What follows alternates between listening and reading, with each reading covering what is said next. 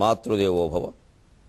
శిశుమై నీయొడినాడు వేళలను రాశీభూత ప్రేమార్ద్రతావశమై లోకములెల్ల నాకములుగా భావంబులో దోచే నేడశనంబున్ గ్రసించు ముష్కరుల అన్యాయంబులం చూడ ఈ పశుతత్వం భయం ముగుల్పెడిని నీ బంగారు నంకమ్ములో శిశువై పండగ చేయుమెల్లప్పుడు కాశీవాస భాగ్యం బదే కాశీవాస భాగ్యం బదే. ఏబిఎన్ ఆంధ్రజ్యోతి ప్రేక్షక మహాశయులందరికీ నవజీవన వేదం అనే కార్యక్రమంలో 171వ భాగానికి స్వాగతం పలుకుతాం. భక్తి యోగాన్ని వింటున్నాం, మనం మర్చిపోవద్దు. చూడండి, 12వ అధ్యాయంలో ఇంతవరకు 10, 11 శ్లోకాలు అయినాయి. ఎక్కడ మనం అనుకుంటున్న భక్తి మాటలు రావడం లేదు. గుళ్ళు, గోపురాలు, తీర్థాలు, యాత్రలు, పూజలు, నోములు, వ్రతాలు, ఈ పువ్విష్టం, ఈ ఆకిష్టం, ఈ మాట రావడం లేదు. గమనించండి. అంటే భక్తి పేరు మీద ఎంత అజ్ఞానం ప్రచారం అయిందో. క్రియ ప్రచారం అవుతోంది, దాని వెనకాల ఉండే మనస్సు ప్రచారం కావట్లా. మనస్తత్వం ఎప్పుడూ లౌకికానికి ఆధ్యాత్మికానికి ఒక ప్రధానమైన భేదం ఏమిటంటే, ఇటు నుంచి అటు లౌకికం ఉంటే అటు నుంచి ఇటు ఆధ్యాత్మికం ఉంటుంది. సరిగ్గా వ్యతిరేకం. లౌకికమైన పనుల్లో ఎప్పుడు మనస్సు కంటే మాట, మాట కంటే క్రియ ప్రధానం అవుతాయి. అంటే మనస్సులో ఏదో ఉంది, ఉంటే సరిపోదు, బయటికి మాటలో చెప్పాలి. నేను నిన్ను చాలా ప్రేమిస్తున్నాను మనస్సులో, బయటికి మాత్రం చెప్పట్లేదని అనుకోవద్దు. మరి చెప్పని దానికి ఎలా తెలుస్తుంది ఏమిటా మాట? అది చెప్పాలి. కొంతమంది ఈ మాటలు చెబుతారు, అభిమానించినట్టు, గౌరవించినట్టు, ప్రేమించినట్టు చాలా చెబుతారు. విషయం వస్తే ఏమీ చేయరు. ఆపదలో ఆదుకోనప్పుడు, సమయానికి సాయపడినప్పుడు ఎందుకు ఈ ప్రేమ, ఈ గౌరవాలు పనిలేక? అదే పనిలేక. పని అంటే క్రియ. లౌకికమైన వ్యవహారాల్లో మనస్సులో ఉండడం కంటే బయటికి చెప్పడం ప్రధానం. బయటికి చెప్పడం కంటే క్రియ చేయడం ప్రధానం. కోర్టు వారు ఏదైనా, న్యాయస్థానం వారు శిక్ష వేసినా కూడా ఆయన ఆ పని చేస్తేనే శిక్ష వేస్తారు. ఆయన ఆ మాట అన్నాడు అంటే మాటలేముందండి 100 అంటారు, కావాలంటే క్షమాపణ చెప్పిస్తాం, అంతేగాని శిక్ష ఏమిటంటారు. ఆ మాట కూడా అనలేదండి, ఆయన మనస్సులో ఉందని నాకు అనిపించిందండి ఖచ్చితంగా, అందుకని శిక్ష వేయండి అంటే ఆయన మనస్సులో నువ్వేమైనా దూరేవా అంటారు. లౌకిక వ్యవహారాల్లో క్రియ ముఖ్యం. మనస్సు కంటే మాట కంటే క్రియ ముఖ్యం. కానీ ఆధ్యాత్మికత సరిగ్గా ఇటు నుంచి అటు. ఆధ్యాత్మిక వ్యవహారాల్లో క్రియ కంటే మాట, మాట కంటే మనస్సు ముఖ్యం.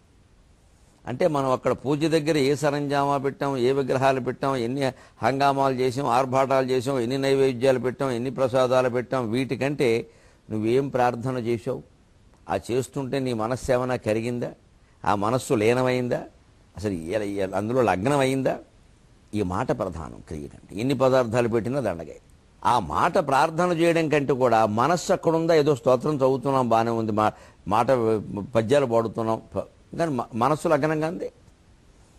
అంచేత ఆధ్యాత్మిక వ్యవహారాల్లో అక్కడ సరంజామా ఏం పెట్టామనే దానికంటే ఏమి ప్రార్థన చేశాం, ఆ ప్రార్థన మళ్ళీ మనస్సు చిత్తశుద్ధిగా చేశాం. అంచేత ఆ మనస్సును లగ్నం చేయడమే భక్తి యోగం తప్ప ఈ మనం అనుకునేటువంటి భక్తి బాగా ప్రచారం అవుతున్న విషయాలు కాదు. ఆ విషయం ఈ భాగంలో కుండ బద్దలు కొట్టి చాలా స్పష్టంగా చెప్పుకుంటాం మనం. శ్రేయోహి జ్ఞానం అభ్యాసాత్ జ్ఞానాధ్యానం విశిష్యతే ధ్యానాత్ కర్మఫల త్యాగ త్యాగాచ్ఛాంతిరనంతరం. భక్తి యోగంలో చెబుతున్న మాట ఇది. మనం ఏది భక్తి అని అనుకుంటున్నామో అది భక్తి కాదండి. భక్తి గురించి చాలా దుష్ప్రచారం జరిగిపోయింది, ఇంకా జరుగుతోంది. ఈ ప్రసార సాధనాలు పెరిగిన కొద్దీ ఇంకా ఎక్కువ జరుగుతోంది. ఎందుకంటే బాగా తొందరగా వెళ్ళిపోతుంది అజ్ఞానం కూడా. జ్ఞానం ప్రచారం అయ్యేందుకు అవకాశాలు ఏవైతే ఉన్నాయో వాటి ద్వారానే అజ్ఞానం కూడా ప్రచారం అవుతుంది. 2 గంటల జ్ఞానము, 22 గంటల అజ్ఞానము. ఈ 2 గంటలు అజ్ఞానం పొందుతున్నారా, చూస్తున్నారా అంటే అనుమానమే. 22 గంటలు చూస్తున్న వాళ్ళే ఎక్కువ.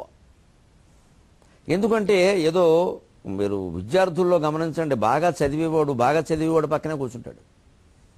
కొంచెం పోకిరి, దూకుడు ఉంటారు కదా, వాళ్ళ పక్కనే కూర్చుంటాడు. వాడు వెనక పెంచి వెళ్ళిపోతాడు, ముందు ఉండడు. అసలు ఈ చదివి వాళ్ళతో వాడికి పడదు. తనలాంటి వాళ్ళు ఎక్కడున్నారు? తను ఒక సబ్జెక్టులో దెబ్బతింటే రెండిట్లో దెబ్బతిన్నవాడు ఎక్కడున్నాడు? వీరాగ్రేసరుడు. చూసుకుని వాడు వెళ్ళిపోతాడు, అక్కడ కూర్చుంటాడు. చదువుకునేవాడు పక్కన వాడు కూర్చోలేడండి. ఎందుకంటే వాడు పొడి చేస్తూ ఉంటుంది, వాడు చదువుతున్నాడు, నువ్వు చదవట్ల, వాడు జ్ఞాని, నువ్వు అజ్ఞాని అని. వాడు గుంపులోకి వాడు వెళ్ళిపోతే, కాకుల గుంపులోకి వెళ్ళిపోతే కాకికి సుఖంగా ఉంటుంది. కోకిల గుంపులో అది ఉండలేదు, చిలకల గుంపులో అది ఉండలేదు. లోకంలో అజ్ఞానులు కూడా అంతే. అజ్ఞానం చెప్పే వాళ్ళదే వింటారు, అజ్ఞానమే బాగా నచ్చుతుంది, అక్కడికే జనం విపరీతంగా వెడతారు.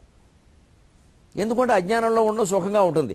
జీవితం నుంచి తప్పించుకోండి అనేవాడు మనకు సుఖంగా ఉంటాడు. జీవితాన్ని ఎదిరించండి అంటే ఏదో అలా చెబుతారండి, మన వల్ల అవుతుంది, ఎదిరించగలిగితే మనం మనుషులు పరమాత్మ యొక్క దివ్య చైతన్యం ఆవిర్భవించి అవతరించి దిశావతారములు మారి 11వ అవతారం ఎత్తే ఆ పరమాత్మ ఆవిర్భవించి ఈ జగత్తునంతయు సంస్కరించను. అంతవరకు మనం బొబ్బట్లో కూర్చుందాం. ఇక్కడ ఈ మాటలు చాలా బాగుంటాయి మనకి. కానీ మన కోసం ఏ పరమాత్మ దిగి రాడు, ఇది పచ్చి నిజం.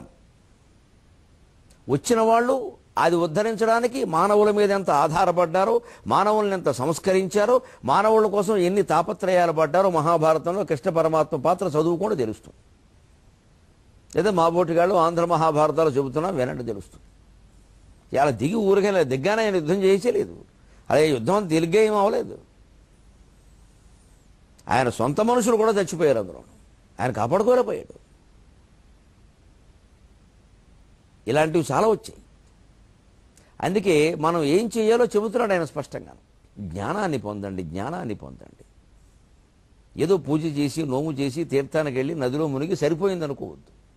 శ్రేయోహి జ్ఞానం అభ్యాసాత్.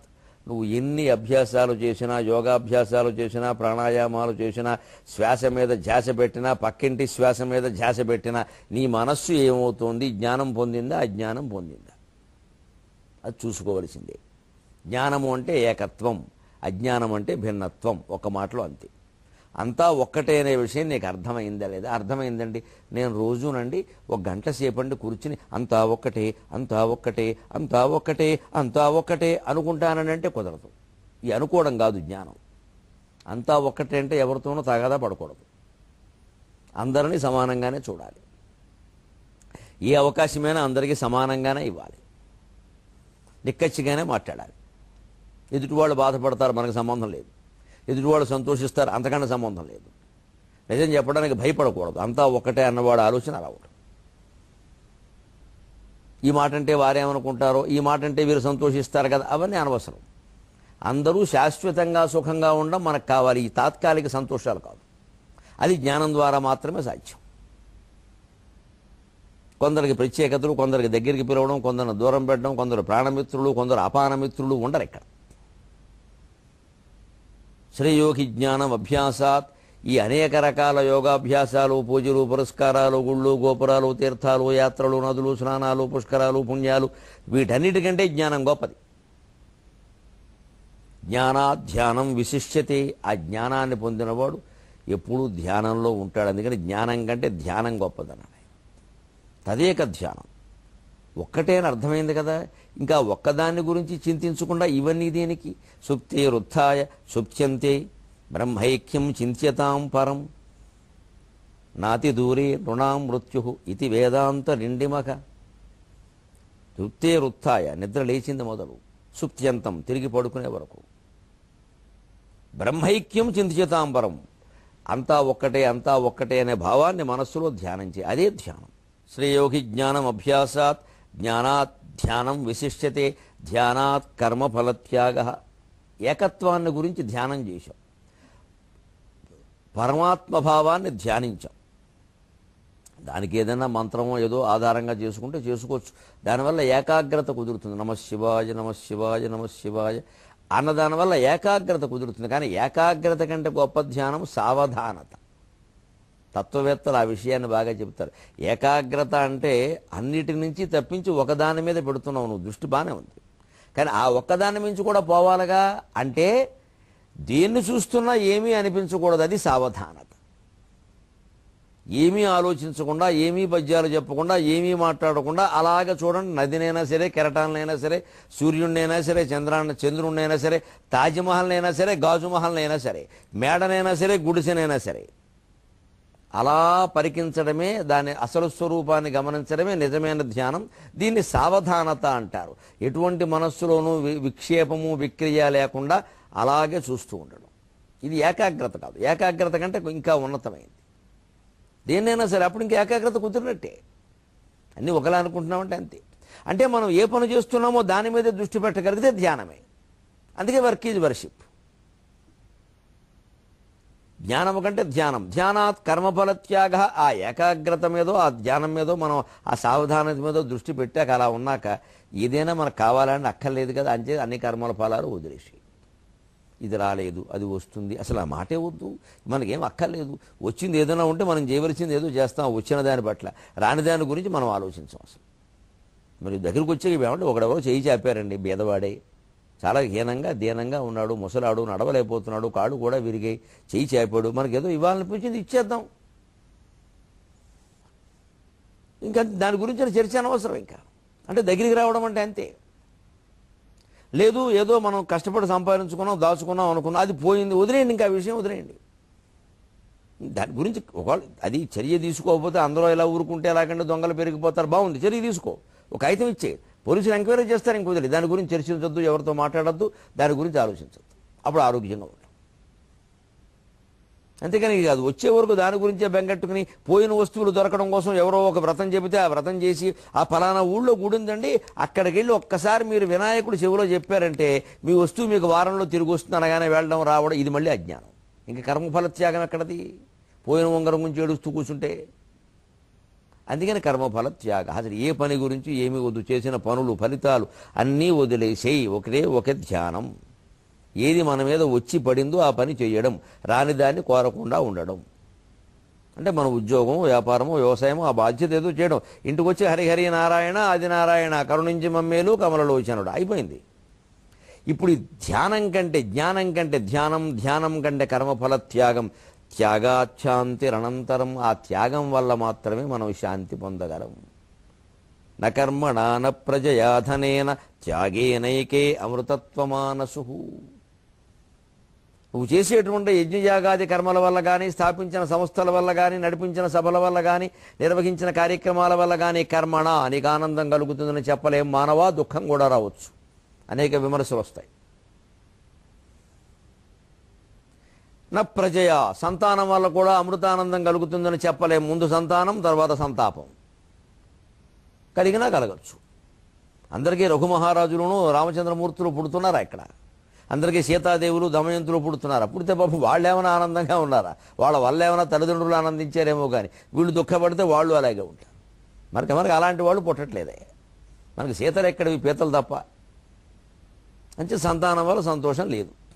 నా ధనేనా కోట్లు ఉన్నవాళ్ళు ఎవరు ఆనందంగా లేరా? ఎలా దాచుకోవాలి, ఎక్కడ దాచుకోవాలి, ప్రభుత్వానికి పన్ను ఎలా ఎగ్గొట్టాలి, దొంగలు పట్టుకెళ్లకుండా ఎలా చూసుకోవాలి, బంధుమిత్రులకు ఇవ్వకుండా ఇస్తే ఒక ఇబ్బంది, ఇవ్వకపోతే ఒక ఇబ్బంది, ఇవ్వకపోతే మమ్మల్ని ఎవరిని చూడలేదంటారు, ఇస్తే తిరిగి ఇవ్వరు, పైగా ఎంత ఇచ్చినా చాలేదంటారు, ఇంకోటికి ఎక్కువ ఇచ్చావు నాకేమి ఇచ్చావంటారు, ఇద్దరం నీకు మేనమామలమే కదా వాడికి ఎందుకు ఎక్కువ ఇచ్చావు నాకెందుకు తక్కువ ఇచ్చావంటారు, ఇద్దరం కూతుళ్ళమే కదా, కన్న కూతుళ్ళలో కూడా ఇద్దరు ముగ్గురు ఉంటే తేడాలు వస్తున్నాయి. నాన్నగారు వారికి ఎక్కువ ఇచ్చారు, మాకు తక్కువ ఇచ్చారు. ఇంత ఘోరం అంటే మామూలుగా కాదు. ఎప్పుడో 25 ఏళ్ల క్రితం ఒక అమ్మాయికి పెళ్లి చేస్తే, ఇప్పుడు నిన్నగాక మొన్న ఒక అమ్మాయికి పెళ్లి చేస్తే, ఆ 25 ఏళ్ల క్రితం అమ్మాయి ఇప్పుడు ఆ అమ్మాయికి ఇచ్చిన కట్నం ఇమ్మని అడుగుతోంది విచిత్రంగా. ఆవిడికి ఎందుకు ఇచ్చావు ఆ కట్నం నాకు ఇయ్యి. అప్పుడు అలా అంత కట్నాలు అలా లేవు అప్పుడు 25 ఏళ్ల క్రితం. అప్పుడు ఉన్న దాంట్లో ఇచ్చి పెళ్లి చేశారు. అది కాదు ఇప్పుడు ఇవాళ. పైగా అప్పటి నుంచి లెక్కగట్టి ముదరాతో తండ్రిని తల్లిని ఇలాంటి మనుషులు తయారయ్యారు. అనుమానం ఏమీ లేదు ఇందులో. ఇంకెక్కడ సంతానం వల్ల ఆనందం? ఇక అంటే దేనివల్ల ఆనందం అంటే నా ధనైన కోట్లు ఉన్నా ఆనందం లేదు. ఉండవసలు పైగా లేని వాళ్ళ పిల్లలు చాలా గొప్పవాళ్ళు అండి. మా నాన్నగారు చాలా కష్టపడ్డారని మాకు ఏమి తినడానికి కూడా అయినానండి, పాప 5 పిల్లల్ని పోషించడానికి నిజంగా మా అమ్మ నాన్న నానాయాతన పడ్డారండి అని లేని వాళ్ళ పిల్లలు ఏమీ ఇవ్వకపోయినా సరే, అప్పులు ఇచ్చినా సరే ఆ అప్పులు తీర్చి తల్లిదండ్రులను జాగ్రత్తగా చూసుకుంటారు. ఉన్నవాళ్ల పిల్లలే ఇబ్బంది పెడుతున్నారు, ఇబ్బంది పెట్టేస్తున్నారు. అంచే త్యాగం గొప్పదని అర్థం కావట్లేదు. అందుకే మనకి ప్రధాన గ్రంథాలైన రామాయణ భారత భాగవతాలు 3 త్యాగం గురించే చెప్పాయి. రామాయణానికి మూలం రాముని రాజ్యత్యాగం. లేకపోతే రాముడు రాజ్యం కోసం దెబ్బలాడితే రామాయణం ఎందుకు? భారతానికి మూలం భీష్ముని రాజ్యత్యాగం. భీష్ముడు రాజ్యత్యాగం చేయకపోతే పాండవులు ఎవరు, కౌరవులు ఎవరు దెబ్బలాడుకోవడానికి. భాగవతానికి మూలం పరీక్షిత్తు ప్రాణత్యాగం. ఆయన ప్రాణం 7 రోజుల్లో పోతుంది కాబట్టి ఆ 7 రోజుల్లో ఏది వింటే మనకు మోక్షం కలుగుతుందో ఆ ఆత్మజ్ఞానాన్ని కలిగించే భాగవతం ఆయన విన్నాడు కాబట్టి మనకు భాగవతం దక్కింది. అంటే త్యాగమే మూలం దానికి. మనం ఏం చేసాం దాన్ని? అసలు 7 రోజులు ఏమిటి, ఎందుకు విన్నాడు, ఆయనకి పీక మీదకి ఏం వచ్చింది, మనకి ఎప్పుడు వస్తుందో తెలియదు కదా, మనం నిరంతరం భాగవతం చదవాలి కదా అన్నది మానేసి 7 రోజులు చదవాలి భాగవతాన్ని, 8వ రోజు చదవకూడదు, తప్పు. అలాగని 6 రోజుల్లో మానేయకూడదు. భాగవతం అంటే 7 రోజులు లెక్క. అందుకని 7 రోజులు చదివిస్తాం. ఎవరు చేతో చదివిస్తాం, మనం చదవం. వారు ఎక్కడో ఓ మూల కూర్చొని అయిందంటారు, మనం వచ్చి తీర్థం పుచ్చుకుంటాం. మనం ఇక్కడ షోకులు చేసుకుంటూ ఉంటాం, జడరిబ్బన్లు పెట్టుకుంటూను. వీరు అంతకంటే బయట బూట్లు వేసుకుంటూ వీరుంటారు. అవి వెళ్ళిపోతూ ఒకసారి చూడడం ఏదో ఫలితం వచ్చిందన్న ఎక్కడి నుంచి వస్తుందండి? అదే ఆ భాగవతం చదవడం. ఏ తాత్పర్యాలు ఉంటాయి? శుభ్రంగా గోరఖపూర్ వాళ్ళు వేశారు, తెలుగు భాగవతం టీటీడీ వాళ్ళు వేశారు, కూర్చొని చదువుకోలేమండి? ఏమాత్రం ఖాళీ లేదు. ఇలా మానయి. మరి భాగవతం ఫలితం మనకి దేనికి? సోఫాలోనో కుర్చీలోనో ఎక్కడో అక్కడ నీకు ఎక్కడ వీలేదు అక్కడ కూర్చో, రోజు ఎన్ని పేజీలు చదవగలవు చదువు. భాగవతానికి ఒక అరగంట కేటాయించలేవు. నొప్పి.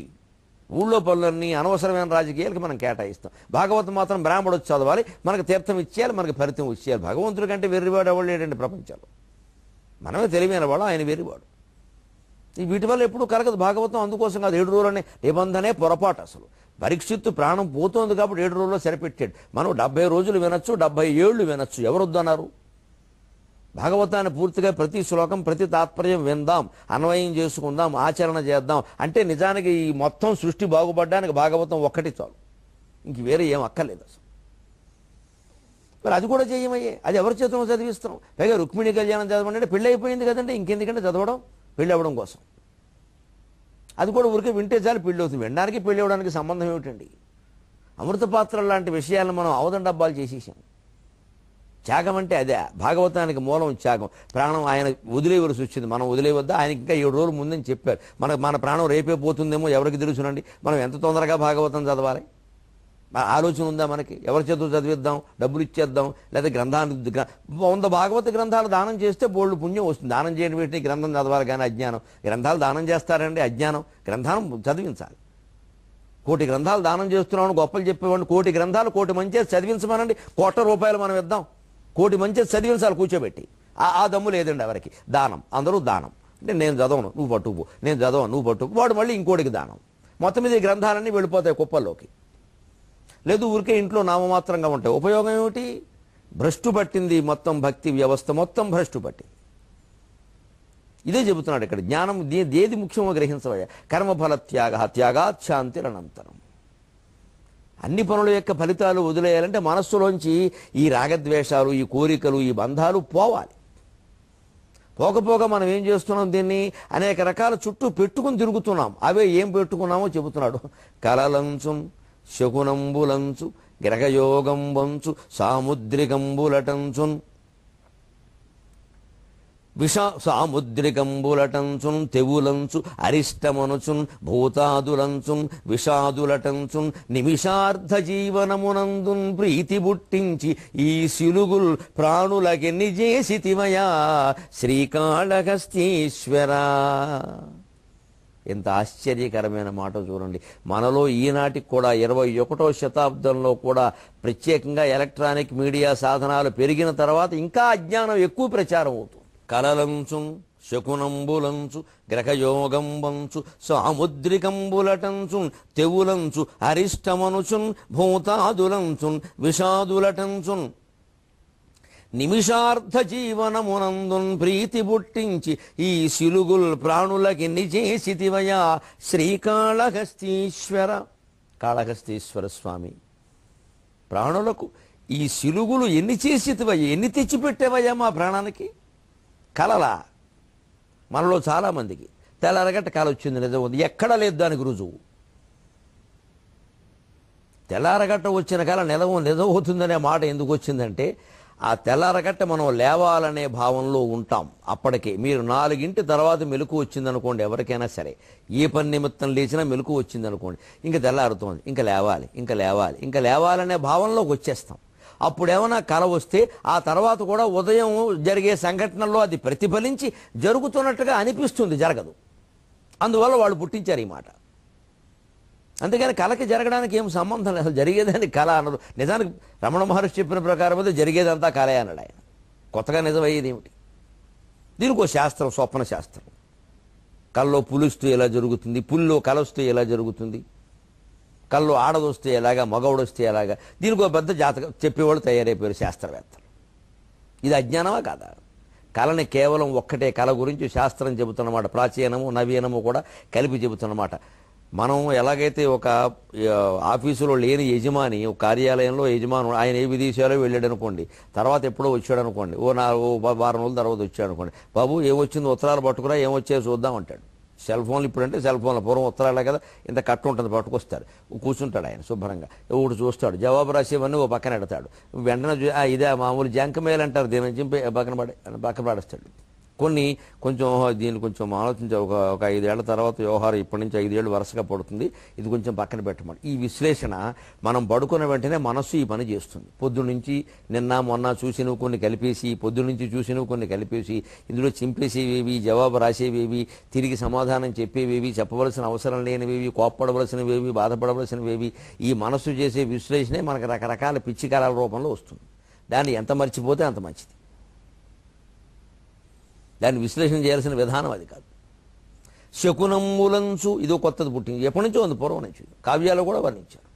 ఎందుకని మనిషికి సహజంగా ఏదో బయలుదేరుతున్నా, అనుకోకుండా ఏదైనా తల్లో పూలు పెట్టుకుని ఒక ఆవిడ ఎదురైతే శుభశకునం, అది శుభం అని మనం భావిస్తున్నాం. ఈ శుభం అశుభాలన్నీ మనం పెట్టుకున్నవి. ఆ పూలు పెట్టుకునేవాడు మనస్సు ఆనందంగా ఉందో లేదో, కానప్పుడు ఆవిడికి లేని శుభం మనకేమిటండి? పువ్వులు శుభం, ముత్తైదువు శుభం అని మనమే అనుకున్నాం. వితంతువు అశుభం, ముత్తైదువు శుభం, ఇవన్నీ మనం కల్పించుకున్న మాట. నిజానికి వితంతువులో ఏ అశుభము లేదు. శాస్త్రాల్లో చాలా స్పష్టంగా విధవాపి శుభామత, వితంతువు కూడా గొప్ప శుభప్రదం.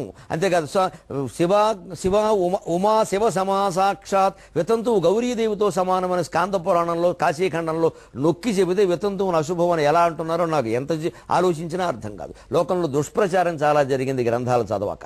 దయచేసి చదవండి, మూల గ్రంథాలు చదవండి, అందరూ చదవండి, అందరికీ చదివే అధికారం ఉంది, చదవండి. అన్నీ తెలుగులో వస్తున్నాయి, చదవండి. అజ్ఞానం నుంచి బయటపడండి. ఎవడో చెప్పేది నమ్మద్దు, మీరు చదవండి. మీకు ఏమనిపిస్తే అది చేయండి. మీ మీద మీరు ఆధారపడండి, మా మీద ఆధారపడద్దండి దయచేసి.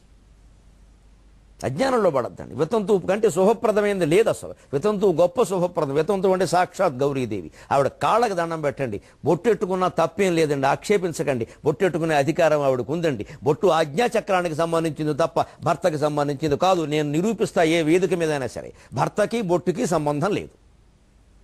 చాలా అవమానిస్తున్నారండి స్త్రీ. ఎప్పటికే పాపం మూట కట్టుకున్నామండి, చాలా పాపం మూట కట్టుకున్నామండి.